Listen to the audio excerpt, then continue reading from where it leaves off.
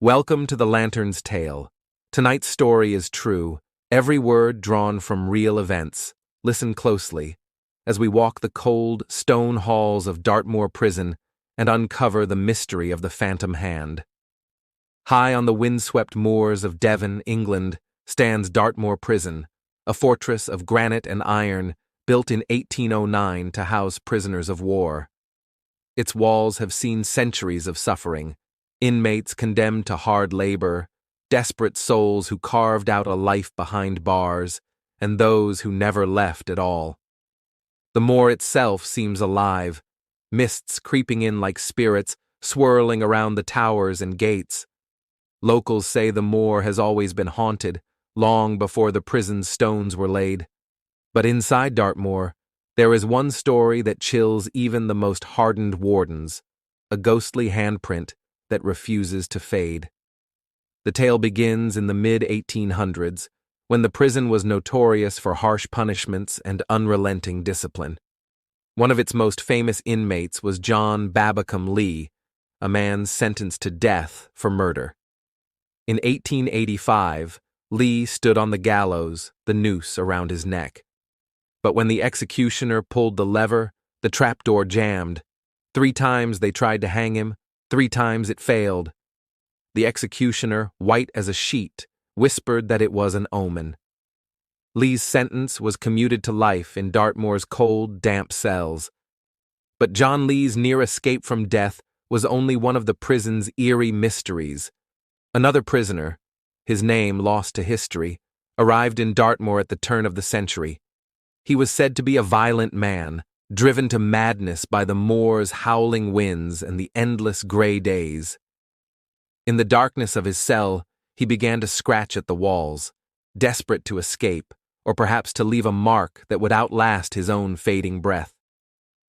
One stormy night, the guards heard screams echoing down the stone corridors. When they reached the cell, they found the prisoner slumped against the door, dead. His nails were torn and bloody, the walls around him scored with deep gouges, and on the door, a single bloody handprint, smudged and desperate, as if clawing for freedom. They washed it away. But the next morning, it was back, fresh and glistening in the flickering lamplight. Every time they scrubbed it clean, it returned, sometimes faint and ghostly, sometimes dark and wet as if newly made. The legend of the Phantom Hand spread through Dartmoor like a cold wind.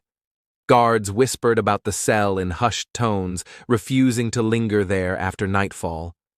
Some said they felt a cold spot where the handprint lay, an icy breath against their skin. Others claimed to hear faint whispers in the darkness, pleas for help from a soul who would never find peace. In the years that followed, new prisoners came and went, but the handprint remained. It became a symbol of the prison's unending misery, a final, desperate cry from a man who died alone in the gloom.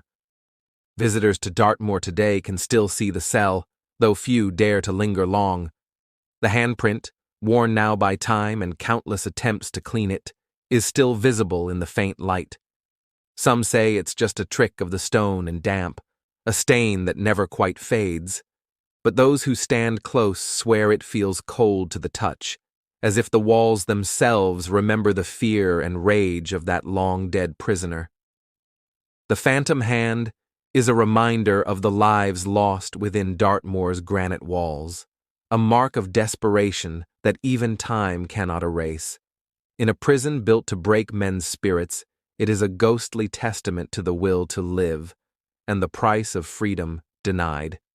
Thank you for listening to The Lantern's Tale. If you enjoyed this true story, join us next time, if you dare.